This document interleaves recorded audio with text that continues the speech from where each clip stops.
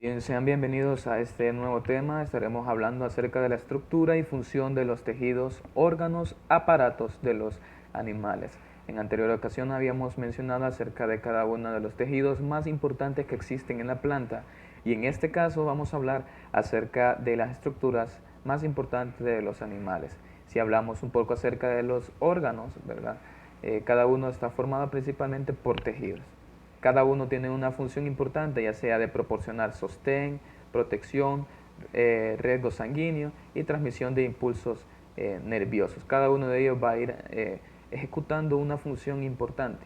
Pero para que sea considerado un órgano, tiene que ser por la unión de varios tejidos. Y esos varios tejidos pues van a hacer que esos órganos realicen un conjunto de funciones especiales. Dentro de ellos podemos pensar en el estómago, que hace la función de digestión, también el intestino grueso y delgado, que también interviene en este proceso, también acerca de los pulmones, que también están pues interviniendo en el proceso de respiración, también así como las glándulas sudoríparas, etcétera, que están siempre interconectados cada uno de ellos. Pero también los sistemas interactúan, no solamente los órganos, sino que los sistemas interactúan para mantener una estabilidad en el organismo. Interactúa tanto el sistema respiratorio como el sistema digestivo, como el sistema inmunológico. Cada uno de ellos están interconectados. De lo contrario, no pudiesen mantener una estabilidad dentro del organismo.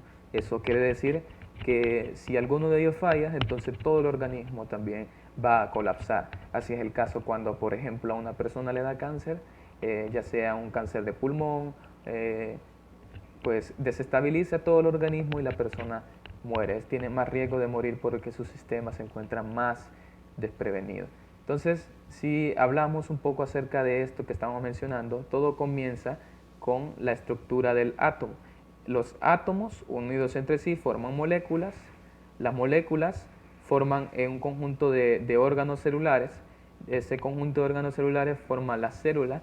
La célula forma tejidos, ¿verdad? Y un conjunto de tejidos, como ya lo había mencionado, forma órganos. En este caso se puede observar que es un hueso. Un conjunto de órganos forma un sistema de órganos, ¿verdad? Ya habíamos hablado del sistema digestivo, sistema respiratorio, etc. Y un sistema de órganos puede formar un organismo. Ya todo lo de acá pues ya compete a otra clase, porque hablamos que un conjunto de organismos pues genera una población, un conjunto de población que son del mismo individuo, ¿verdad? Que si son diferentes poblaciones, entonces va a crear algo que se llama comunidad, y si son diferentes comunidades, forma algo que se llama ecosistemas, ya sean ecosistemas terrestres y acuáticos juntos a la vez. Entonces funciona de esa manera.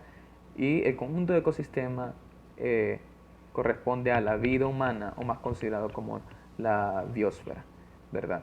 Todo esto es el conjunto de estructuras por el cual vamos a estar hablando. Y si hablamos sobre esos organismos complejos, ¿verdad? La mayoría posee algo que se llama homeostasis. ¿Qué homeostasis? Quiere decir que mantiene un equilibrio constante siempre en el organismo.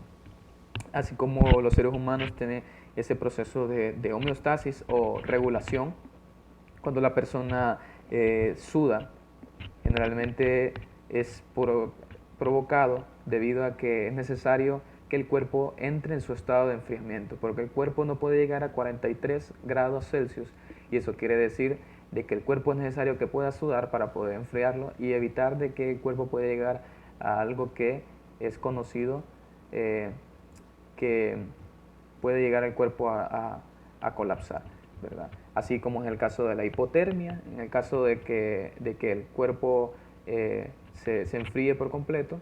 Así es el caso de la hipertermia, que es en el caso cuando llega el momento en que el cuerpo humano sobrepasa ese límite de temperatura. Entonces en los animales complejos se puede identificar este tipo de homeostasis y podemos identificar 10 aparatos y sistemas que trabajan conjuntamente. Dentro de ellos tenemos los aparatos respiratorios, el aparato digestivo, el urinario y el reproductor. Sistema óseo, ¿verdad? Que es el de los huesos, sistema muscular, sistema tegumentario, sistema nervioso, sistema circulatorio y sistema endocrino, que el sistema endocrino está encargado de cada una de esas secreción de las hormonas que generalmente se conocen en el cuerpo humano.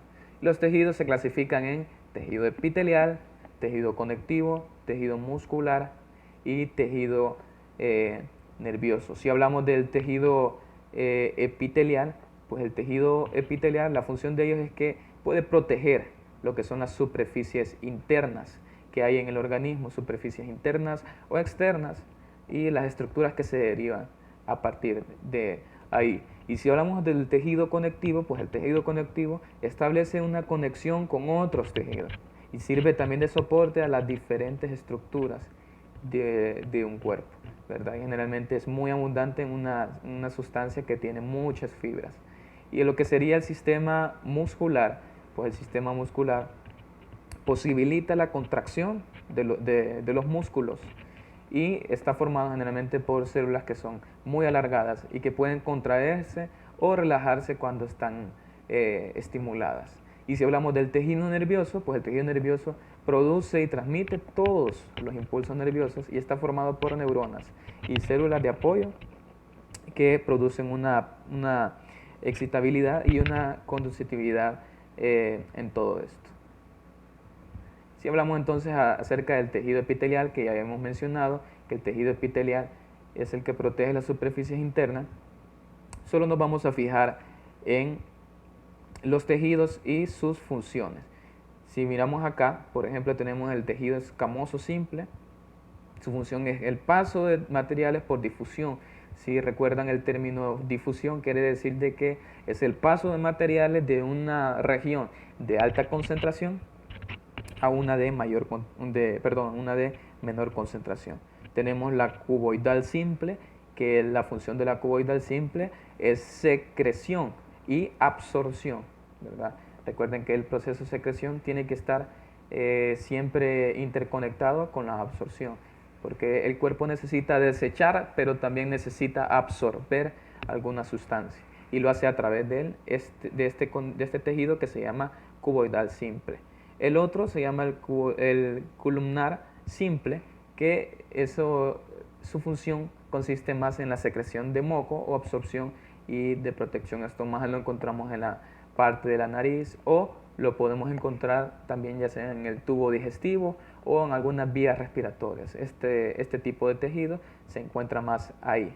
Si hablamos del escamoso estratificado, pues el escamoso estratificado sirve de protección y hay muy poco tránsito de materiales. Esa sería la función, y generalmente se encuentra en la boca de la vagina. Esto más que todo se encuentra en la mujer. El pseudoestratificado, que es como que decir una falsa estratificación, podemos encontrarlo en algunas vías respiratorias, y su función sería de secreción, protección y movimiento de la parte del moco, ¿verdad? Ese sería el epitelial, que recuerden que el epitelial es aquel que permite proteger las superficies externas y las superficies internas. Y si seguimos hablando del tejido conectivo, ¿verdad? Solo vamos a hablar del tejido y su función. El laxo, ¿verdad?, sirve como sostén y depósito de líquidos y de sales. Aquí es donde generalmente se van cada uno de ellos, esto ya a nivel celular. Si hablamos del reticular, solamente tiene su función de sostén. El conectivo elástico proporciona elasticidad en algunas estructuras. Eso permite de que los tejidos se encuentren mucho más flexibles. El conectivo denso, ¿verdad?, que eso más que en todo está cubierto de fibras de colágeno. El denso pues permite sostén y transmisión de fuerza mecánica. El tejido adiposo es lo que muestra es un almacenamiento de energía, aislamiento y soporte de órganos como riñones y glándulas mamarias, ¿verdad? Esto se encuentra más que todo alrededor de algunos órganos internos, siempre lo vamos a encontrar ahí, porque permite almacenar energía. Aquí es donde más generalmente se va a almacenar la energía, en este tejido adiposo. Y tenemos el tejido cartilaginoso, que lo que sirve es que le da flexibilidad, le da sostén y reduce la fricción entre las superficies óseas, y ya sea como en vértebras o en el caso de los huesos, ¿verdad? Generalmente esto lo encontramos en el esqueleto y le da algún sostén en tiburones y proporciona que los huesos se mantengan un poco más unidos. También tenemos acá otro tejido conectivo que sería el tejido óseo, ¿verdad? El tejido óseo, que ya estamos hablando más de la estructura esquelética de los vertebrados. Aquí encontramos que su función sería sostén y protección de los órganos internos, sitio de inserción del músculo esquelético. También tenemos el tejido sanguíneo, que el tejido sanguíneo, pues, la función principal que tiene la sangre no solamente es de mantenernos vivos, sino que la idea es que la sangre pueda transportar algo que se llama oxígeno, nutrientes y desechos y otros materiales cuando la sangre, por ejemplo, entra en la coagulación. También tenemos el músculo esquelético, que funciona como contracción rápidas y de poca duración en movimientos voluntarios. A través de todos estos tejidos que hemos hablado, ¿verdad? El tejido conectivo llega al tejido muscular. Y el tejido muscular, recuerden que estamos hablando de que permite la contracción de esos músculos. Y como habíamos mencionado, la mayoría de esas células son alargadas, por eso casi no se logra ver en la imagen.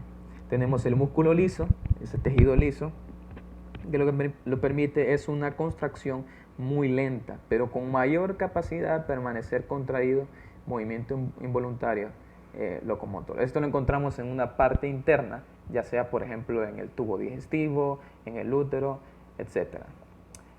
Tenemos también el músculo cardíaco, que solamente son dos tipos de tejido muscular, ¿verdad? El liso y el cardíaco.